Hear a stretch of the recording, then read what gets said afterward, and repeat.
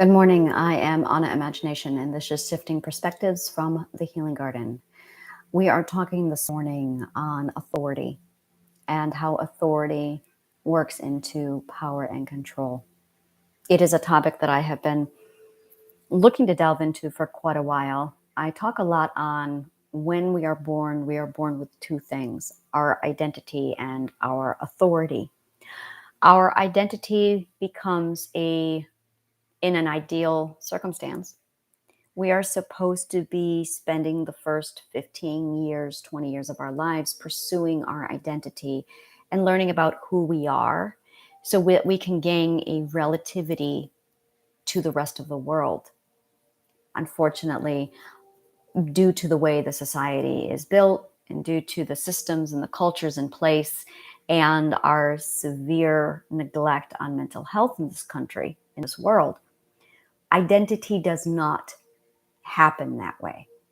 What should happen and how it should take place isn't happening at all because children and people are being suppressed every time they use their identity because conformity is prioritized over the self. The other thing that we receive when we are born is our authority. And our authority immediately passes over to our caregiver, mother or father, aunt, uncle, whomever was in charge of your care when you were a child, gained your authority. It was passed on to them. It's part of the responsibility of taking on a child. And what's supposed to happen over the next 15 to 20 years of a person's life when they're first born is as they reach ages and milestones, they're supposed to have authority filtered back into them. So that, like an allowance where you receive money to learn how to do finances, you're supposed to receive a little bit of authority so you can learn how to manage your authority. But that's not happening. What's happening instead is basically parents, caregivers hoard authority because it feeds their ego. So this authority, power, and control actually is rooted deep into the ego.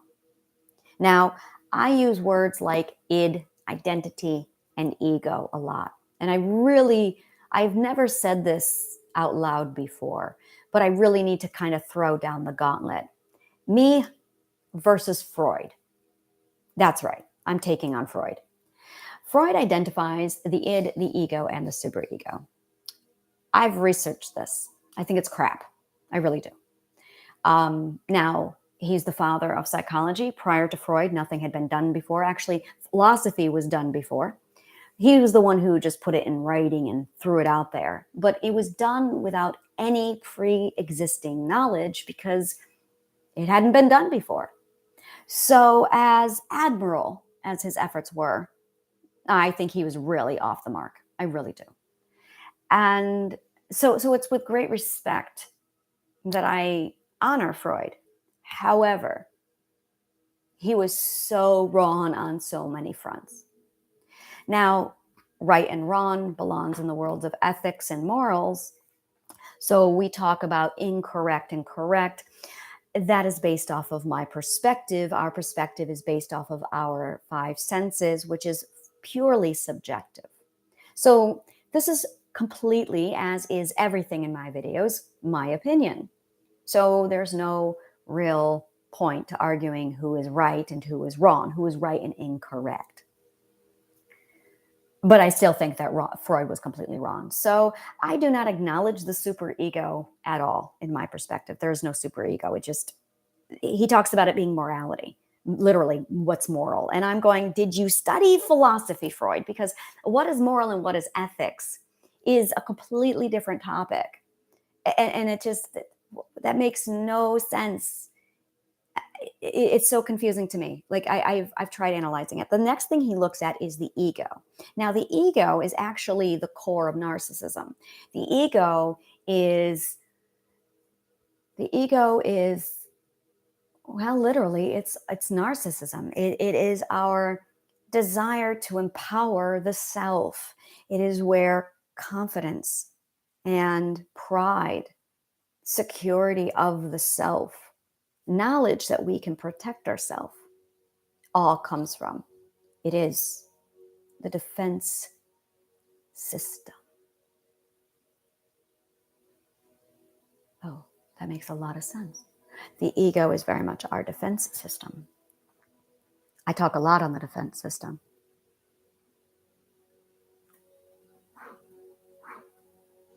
The id, he refers to only as our desires or what we want. It's the selfish pride, our selfish side of ourselves. And this doesn't sit well with me either. That's again, I'm going, no. So we need to take a minute to just kind of break down identity, ego, and superego. It's very preliminary work without any solid core understanding of philosophy. And as a result, when I look at it, it's just a lot of mess, especially when you look at philosophy and a whole. And it just, so in my theory, I have the cognitive core. We all have a cognitive core. The cognitive core is basically the entire processing of how we reach a perspective. So we have our ethics and we have our beliefs. We have our identity, our id. Our id is what we love, what we want, what we desire, what we dream, what we feel. No, that's not what we feel. What we feel, it comes from the processing that occurs with the cognitive core. But the identity is the encompassing who the self is. It is the self, the id, the identity, the self. And that is all based off of what we love, what our ethics are. That would be the superego according to Freud, and what our beliefs are.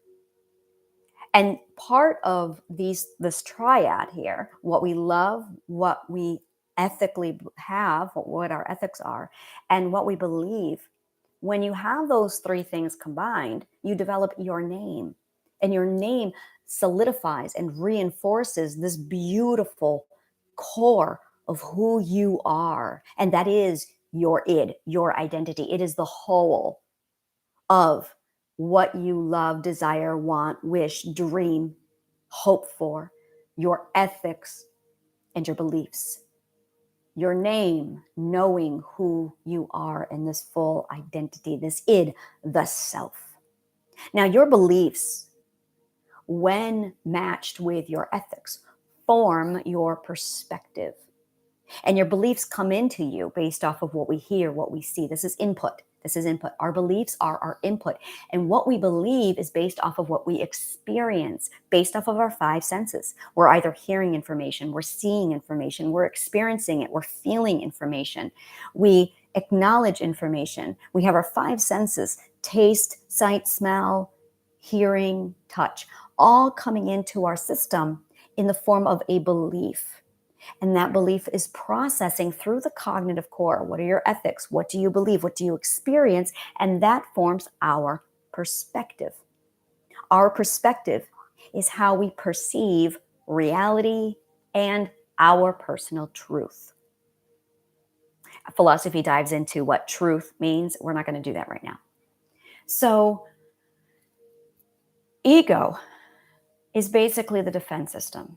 It's our ability to defend and preserve the ego, or I'm sorry, the identity. And the defense system is made up of two parts. It is basically our boundaries. Our boundaries are our defense system. Our ability to use our voice to say, hey, don't do that to me. This is a problem for me, and this does not make me comfortable. This is a boundary. And enforcing that boundary, our physical ability to stand up to the abuser and say, no, now there's going to be a consequence. I don't like you. Or I'm going to put distance between us so I stay safe. This is voicing and enforcing a boundary to keep you safe. Now, that feeling, when you use your defense system regularly, produces emotions like confidence, self-esteem, And your ego is preserved within that defense system. But our society teaches us to turn our authority over to our parents, to our caregiver. So we don't get to choose how we pursue our boundaries unless our authority tells us to. Now, a good parent will teach us to use boundaries. A good caregiver will teach us how to use our defense system. You need to put a boundary in place. But if the caregiver has an ego that craves security, that craves power and authority themselves, they're not going to teach us how to use our boundaries because they want to be able to access us.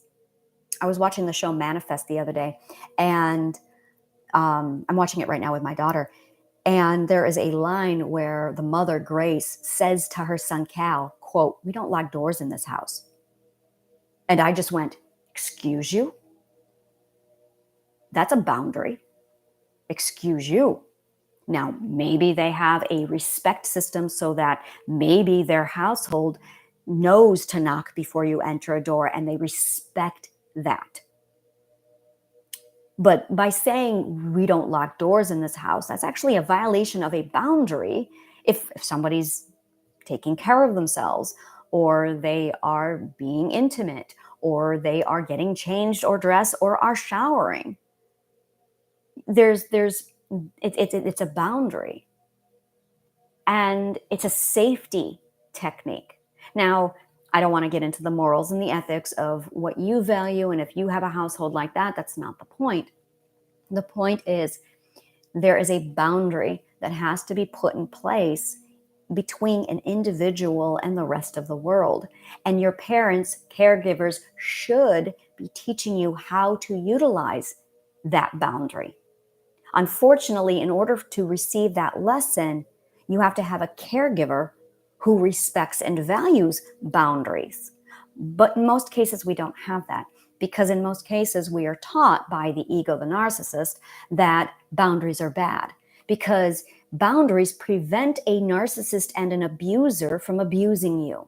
So the narcissist and the ego don't want the boundaries in place, so they can abuse you, because when they abuse you, they gain more authority. They exercise their authority.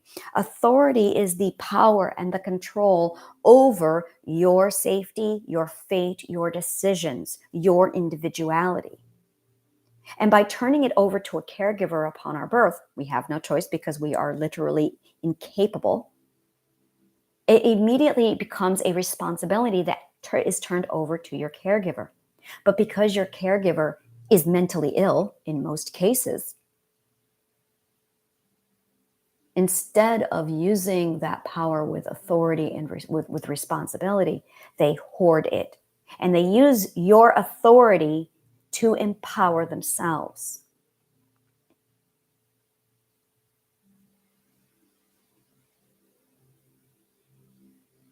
I'm processing this. I feel like I'm all over today and I can't focus. This is my second video because my cat, I was I got into a rhythm, but my cat was being obnoxious and I had to shut down the video after 20 minutes. And now I'm off. So I'm struggling to get my rhythm back. So I'm withdrawing and I'm assessing. The ego. Every time I look it up, the definition does not sit well with me. Ayn Rand kicks heavy in with me whenever I think about ego. We are taught in our society that ego is bad. No, ego is not bad. Ego is very much necessary. Ego is the value of I. Ego is the value of I.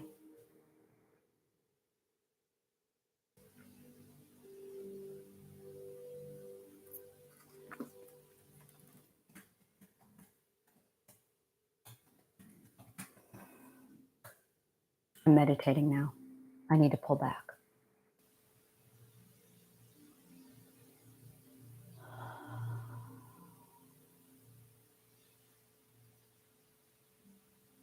My favorite book for a very long time was Anthem by Ayn Rand. And my intuition is screaming at me to read We the People again by Ayn Rand. Anthem. It is a society that is so void of ego that when referring to the self, they say we. They aren't even allowed to use the word I.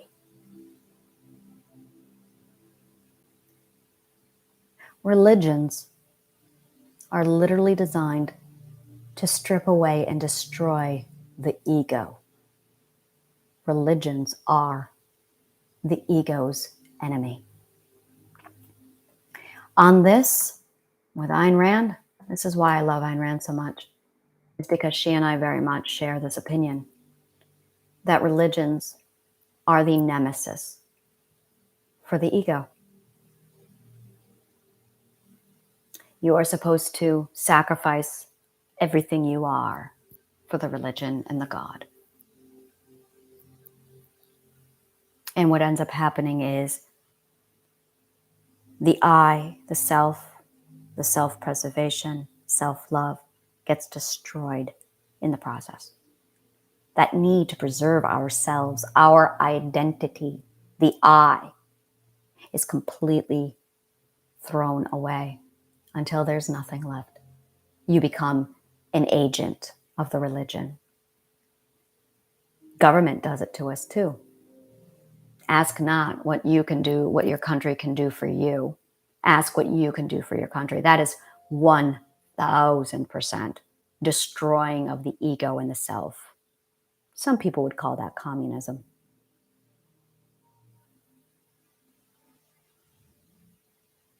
The ego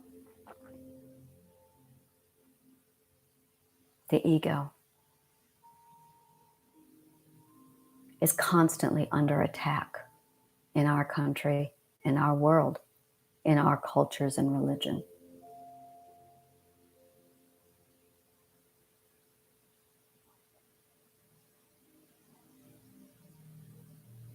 Ego.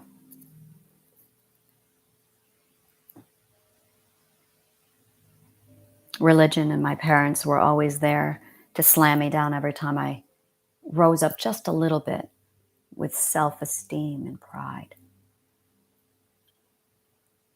But the ego has a dark side to it. Narcissism. That's what narcissism is. Narcissism is an ego that is out of check.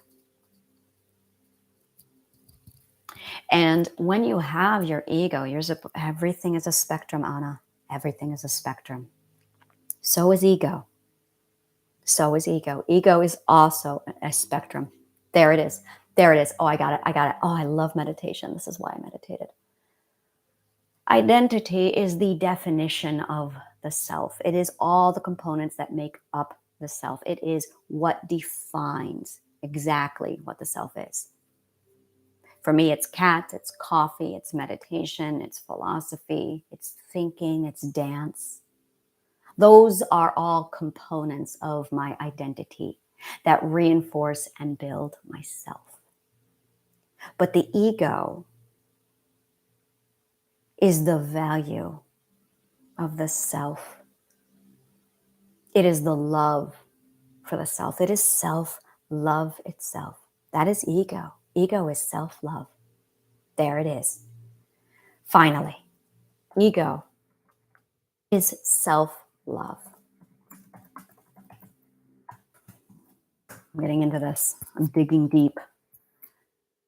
The problem is I've got Freud going, this is it, this is ego, this is superego. And I'm going, dude, it's wrong. It's just not, no. Every little fiber in my body is screaming that that doesn't make sense. So I'm throwing it away. I'm throwing Freud away. And I'm just looking at really what is identity? What is the id? The id is the characteristics of the self. Ego is self-love. So you have a relationship between ego and the identity. The id and the ego have a relationship. I love cats. Now, the ego will say, I'm proud that I love cats. I'm going to cram down these cat pictures on Instagram. That's the ego enforcing and inflating and empowering my id. And my id is going, I love cats. And my ego is out there going, she loves cats. Everything is a spectrum, though. And the ego has low self-esteem or high self-esteem, but it has a toxic side as well. That is narcissism. So at this spectrum, you have narcissism and you have no self-esteem, no value, and you want to kill yourself. And the key is to get your ego right here, where you have pride and you have confidence and you have self-love and you're humble. So being humble, when combined, oh, this is beautiful. Being humble, when combined with confidence, prevents narcissism from occurring. But remove humility and it immediately jacks it up all the way over here. Likewise, if you are too humble and you have no ego, now you fall into the area of suicide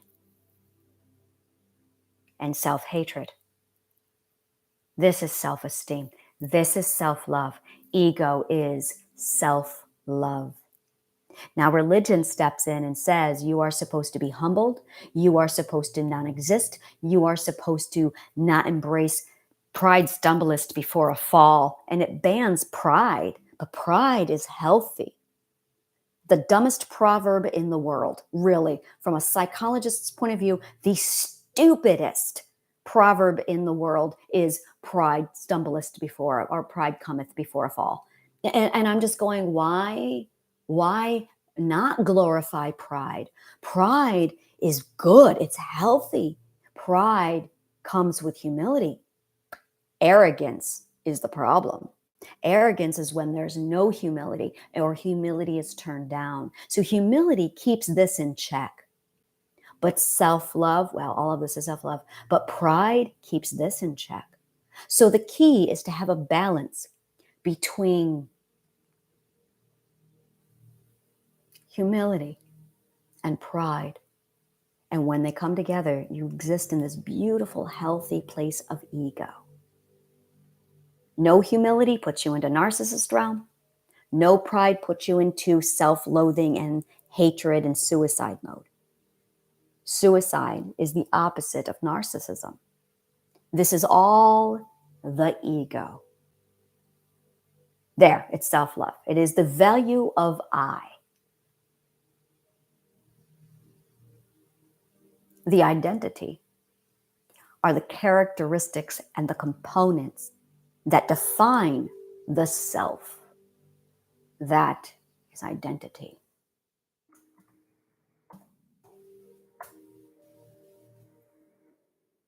Now, authority.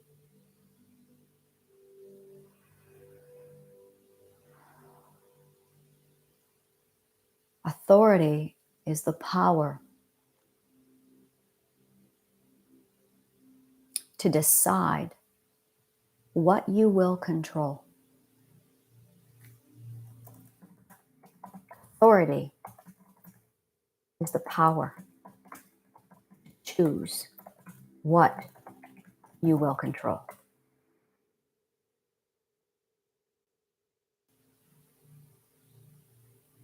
The power to choose, the power of choice. When we are infants, we do not have the power to decide anything. We cannot communicate.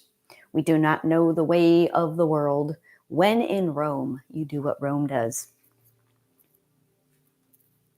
By the time you're 15, you know what you want.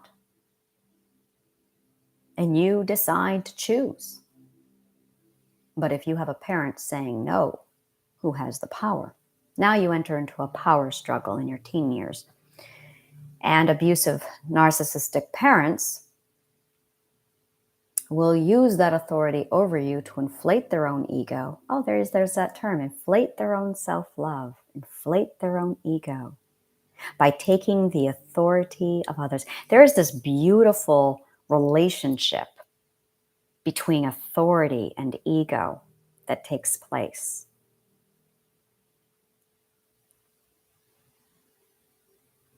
Because when you have no humility, oh, there it is. Confidence cannot exist.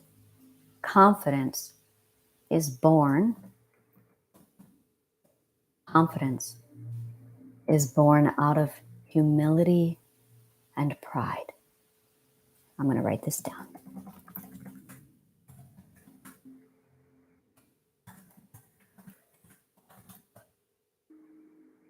Confidence is born out of humility and pride. Just going to sit with that for a minute. Whenever I sit with something, I actually put it through a checks and balance systems in my logic centers in my brain that confirm that it's logical. Something that was conditioned into me from my trauma when I was 15 years old. So that to this day, I have this beautiful red light trauma PTSD response.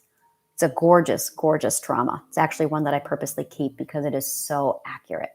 When something is not highly logical, when something is not logical, I actually develop PTSD and have a trauma trigger response. It's now subtle. It's no longer this massive boom it used to be. Now I've turned it down. So now it's just a serious discomfort and pain in me. It's not a pain, it's a discomfort. It's a strong discomfort. So when something is illogical, it makes me uncomfortable because I was conditioned that way for 5 years by an abusive owner, actually. So whenever I say something, I reflect inward on the logic centers of my brain to see if that trigger goes off. And if it doesn't, I know I'm right. If it does, then I know I have to explore it and look further. Confidence is born out of humility and pride. If you take away humility, you have no confidence. Now you have someone with low self-esteem and no confidence. Have somebody with no humility and just pride, now you have arrogance. You're not going to get confidence. You're actually going to have security. By the way, this is security. This is security. This is it right here. This is security. The feeling of insecure and security is where you fall on this ego spectrum. Oh, we're getting into a lot of yummy stuff today. Yeah, we are. Security and insecurity is our ability to function between the balance of humility and pride and making sure we sit in that center. This is where doubt comes from. Oh, there's my issue that I needed to dig out this morning. This is where doubt comes from. It's confidence. It's the knowing that you have this figured out and that you can keep it here. I hadn't done the work prior to now, so I wasn't confident. Now I am. So now I can feel it like, yeah, I got this. I got this. My doubt is diminishing. My security is establishing and strengthening, and my confidence is growing because I know I can keep this in check between my pride and my humility because I have self-love. And with this, by the way, is the defense system of the cognitive core. That's what I'm digging into here. This is the dissection of the defense system. That's what this is, the dissection of the defense system. This is what it looks like when you get right into the defense system. I talk a lot on the defense system, but this is like a whole nother level down. This is the philosophy and the psychology underneath what's happening in the defense system. On the surface deep, the defense system is just our boundaries, but it's so much more than that because it's all of these things, it's all of these words supporting and backing up our boundaries. Just saying, oh, I have a boundary and throwing it out there is not good enough. Claiming I have a boundary is not good enough. You have to understand the balance of humility and pride. You have to know that this is your self-love on the line. You have to value the self. You have to be so okay with your identity. You have to be so familiar with your identity That when you receive information from the outside into your identity, you have the ability to assess it and say, well, that's bullshit. It is your ability to determine bullshit. And a lot of people, a lot of us, myself included, aren't quite certain that we can do that. I'm learning how to. I am learning how to recognize bullshit and say, well, that's bullshit. I use my voice. I use my voice. And when my voice isn't good enough, when somebody ignores my voice and they tell me anyway, I have to enforce it. The next step is, well, I'm cutting you out of my life, or I'm limiting access to you. I was salsa dancing last week when somebody said something to me, and it has been bothering me. It's a week later, and I'm still thinking about what he said to me. When you salsa dance, there are styles of salsa dancing. There is New York style, California style, Cuban style. There's many, many styles. And I dance on two, which is New York style. I only dance New York style. I don't want to learn all the different salsa styles until I have mastered dancing on two. Because I believe in forming a basic core and then building off of that core, but the foundation has to be solid. This is my business, no one else's business. This is my business. So I'm in New York City, So I go to a salsa social last week in New York City, and I expect to be dancing New York style because I'm in New York City.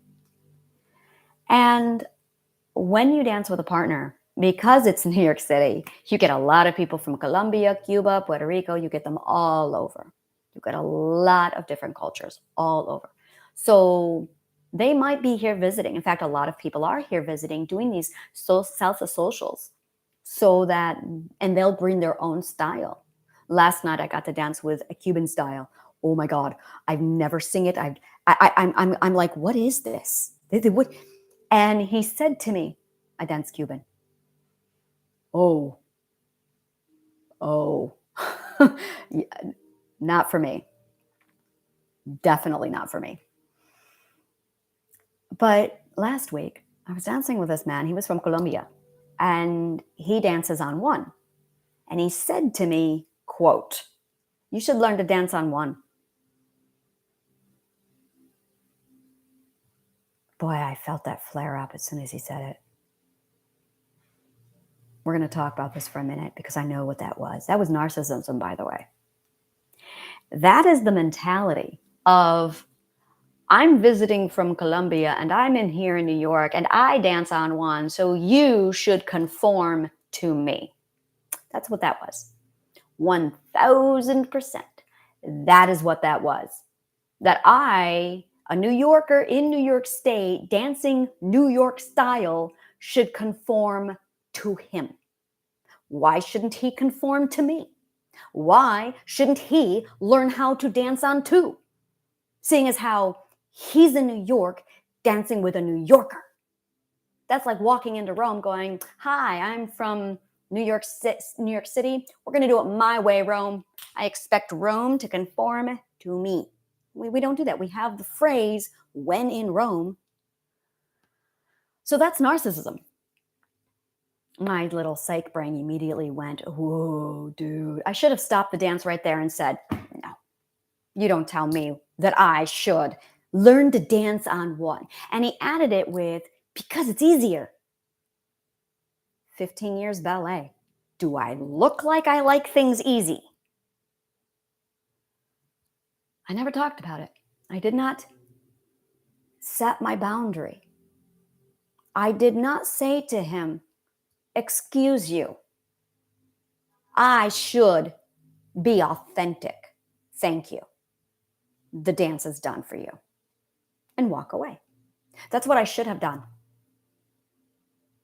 In fact, the next time a person says to me, you should do this, excuse you, I should be authentic to myself and we're done here. That's called a boundary. That's what a boundary looks like. I didn't. I said nothing. Again, I did not use my voice. And that's my real problem here. I did not use my voice. Instead, I listened to him. I tried to conform to him. I was not having a good time then. I was uncomfortable. I knew I was dancing with a narcissist. I was not authentic to myself. It's little, but it's big. It's not about the dancing. It's about staying true to myself. To thine own self be true. Thank you, Shakespeare. One day I will listen, I promise. Shakespeare gets it. To thine own self be true. Authenticity. It is our jobs, it is our responsibility to preserve the authentic identity and the self. And to do that, you need to love yourself, and you need to have pride, and you need to have a defense system that says, no, I love who I am. And I'm going to use humility to keep this in check. And I'm going to keep this beautiful balance of humility and pride so that I can step forward and say, I love myself too much to listen to you tell me what I should do for me. Yeah, it's just dancing. But I know what I need right now. I'm here to learn how to dance on two because I want to dance on two. Because the person who I love dancing with more than anything in the world likes to dance on two. And if I learn how to only dance on one, yeah, I can dance with you for 2 seconds. But my partner, I won't be able to dance with him as well. And that's my goal. Because I love dancing with him. Because he's that fucking good. So why am I listening to a stranger tell me what I should and shouldn't do? Keep your fucking opinion off of me. That's what I should have done. So I have less confidence because I didn't. And I doubt myself because I failed to assert myself. I failed to use a boundary to assert my authority. I gave him the authority. And it's been sitting with me for a week. And now I feel uncertain of myself. Now I'm questioning my ability to defend this fucking brain of mine. Can I defend my identity? Can I preserve it? Can I keep my identity safe? No. I kept my mouth shut. I went along with him and I felt my authenticity just suffer. That wasn't protecting me. That was sacrificing me to appease him, to keep the peace, because I didn't want to speak up because I was afraid. It's a little thing, but it's a big thing. And every time we fail to step up and assert ourselves and put a boundary in place, we give up our authority.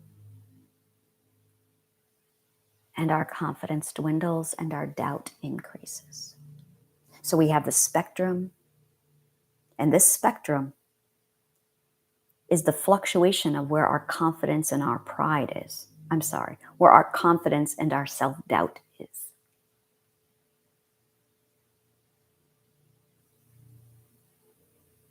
Ideally, you want that humility and pride right in the center. And you want to have the ability, the confidence, the power, the authority, the strength to say no. So that your confidence goes up and your self-doubt goes away because you know with certainty that you can take care of yourself. Now, let's turn the tables. What if you have no humility and your arrogance is over here? Now you're over here. Now you're going to use too much authority. You're going to use too much power.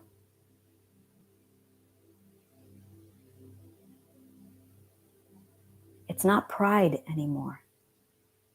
It's not humility anymore. Now it's arrogance. You still are not managing your defense system because you've turned the volume on too high. This is where narcissists live. So your ego is way over here now. You have used too much authority. Now you're using aggression instead of assertiveness. Oh, this is it. Now you're using aggression instead of assertiveness.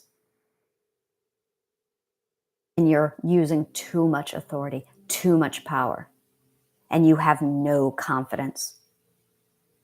You think, as a narcissist, that you have to have so much self-love, and there's no self-love here at all. No, there is no self-love.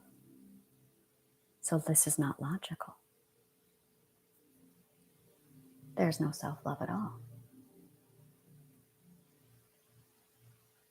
There is no self-love at all.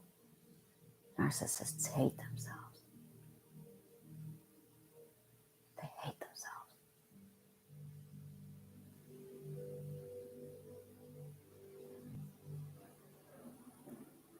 Logically, you only get self-love when you have humility and pride. There is no self-love over here. So ego is not self-love. Or is it? Is it too much ego? Where's the logic? You're sitting in this little area of humility and pride. You remove the humility and you slide over to a lack of self-love, no confidence, self-hatred, passive behavior. You're not assertive and you're not aggressive. You are passive. You have no fight in you. You've given up. You say, I have no confidence. I cannot take care of myself. I have no authority and I cannot choose. You need pride. Once you have pride, confidence, you accomplish things, you do things, you get those things done. Action gives you pride. That I've known for a long time. That if you want pride, you have to do things to show yourself that you can do. They are the accumulated evidence. Keep doing too much without remembering where you came from. Thinking that you can do anything. A lack of reality. And now you're egotistical. Now, what are you missing? There is a piece I am missing. And that piece is the thing that's going to put all of this into balance. And right now it's missing. And I can't find that one piece. What am I missing? It's not humility. It's humility and pride and X. So we're going to say X because that X is what I'm missing. So you have humility and pride and X. Because X is what gives you self-love. And the minute you don't have it and you enter into this area, now you're over-aggressive. Now you're overcompensating. Now you're aggressive. You think you have to fight because no one will listen to you. What am I missing?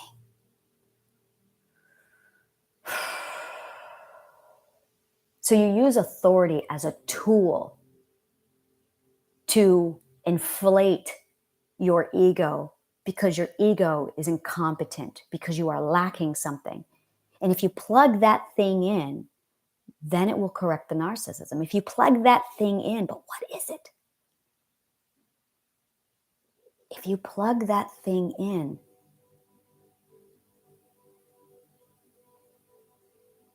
God, I wish I knew what it was. I can't. This is me shifting perspectives. I'm going to stand over here in the narcissist's point of view. Looking at this from a narcissist. This is going to be interesting. Okay. I feel insecure. I feel insecure because I'm not confident. I'm not confident that I can enforce my own safety. I have enforced my safety in the past, but it hasn't worked. I still get abused. I still get hurt. So I scream. I become aggressive. I control others to show myself, to compensate for my own ability to protect myself. I don't have pride. I do not have pride. I have false pride. Because at the end, I've bullshitted everybody else. I'm lying. I mean, I'm doing that too, but what am I missing? Humility and pride, humility and pride. This might be one of those sessions where I have to think about it for a week or so. But I am missing a piece.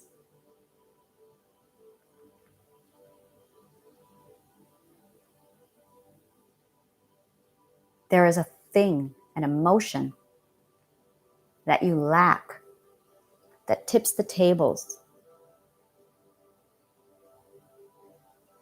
This isn't ego at all. This isn't self-love at all.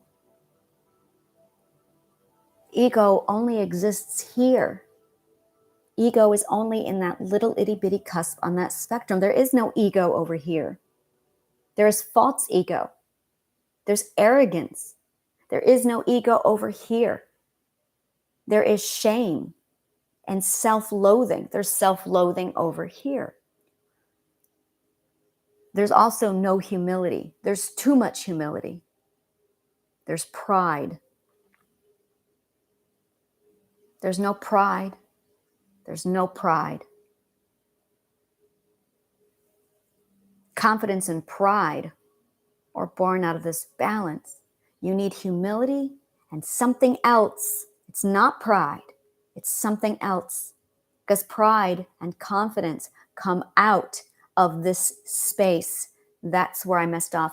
Confidence and pride are born out of humility and X. Define X. Confidence and pride are born out of humility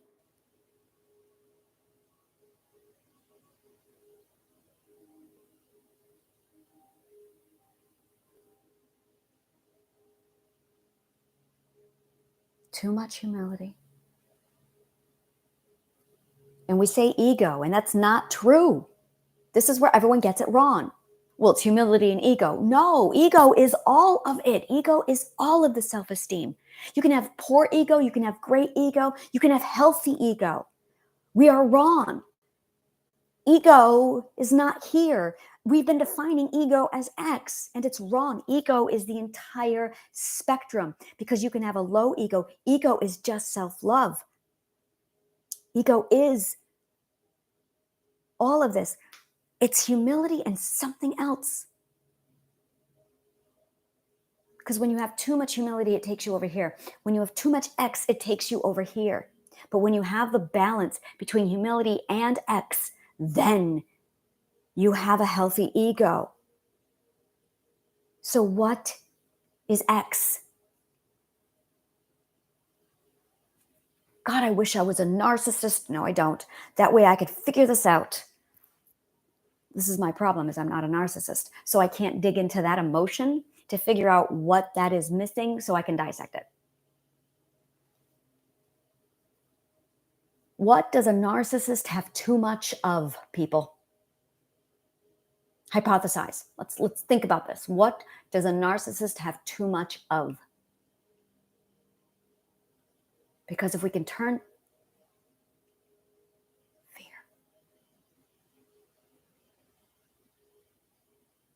No. Fear?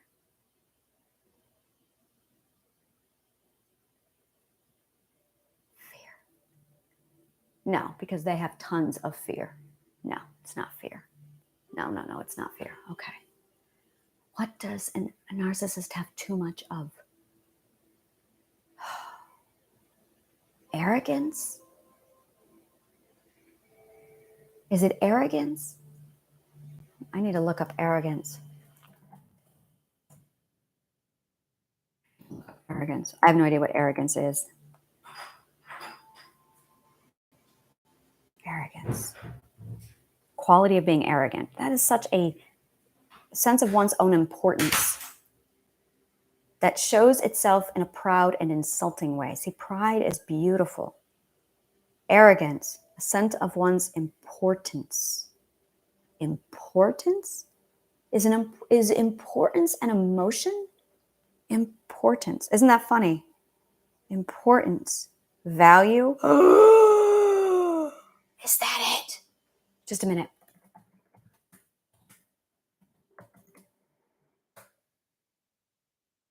I think X is value.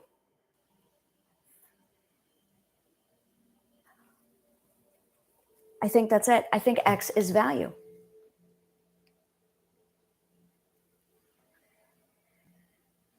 Importance. It's checking out. Oh, I love it. I love the feelings I get. It's checking out. I think that's it. Yes. X is importance and value. So when you have self-value and humility, you have pride and confidence. But if you remove the humility, the self-value and self-importance, see, this is why I'm not a narcissist, immediately skyrockets and goes over here. I'm important. I am valuable. That makes sense.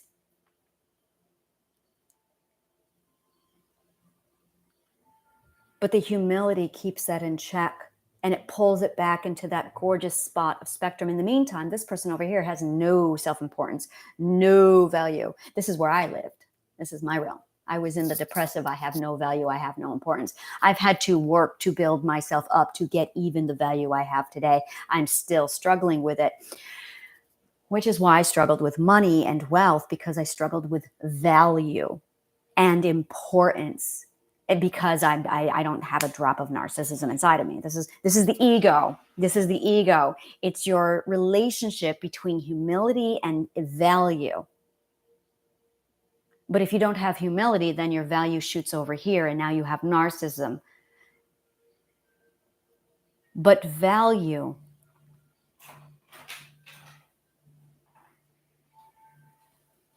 takes away. Isn't it interesting? Which means compound emotion. Why is a compound emotion? Oh, this is a big deal. Is a compound emotion. What is the emotion? I'm on the edge of it. Confidence and pride are compound emotions.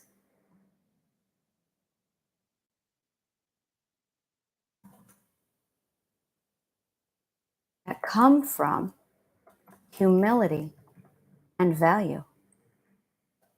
A compound emotion is when you have an emotion that is made up of one or more or two or more emotions. Like jealousy. Jealousy is a compound emotion. Confidence and pride are compound emotions that come from humility and value. Too much humility puts you over here. Too much value puts you over here. So the narcissist has too much value and no humility. This person has too much humility and no value. There it is. But when combined, humility and value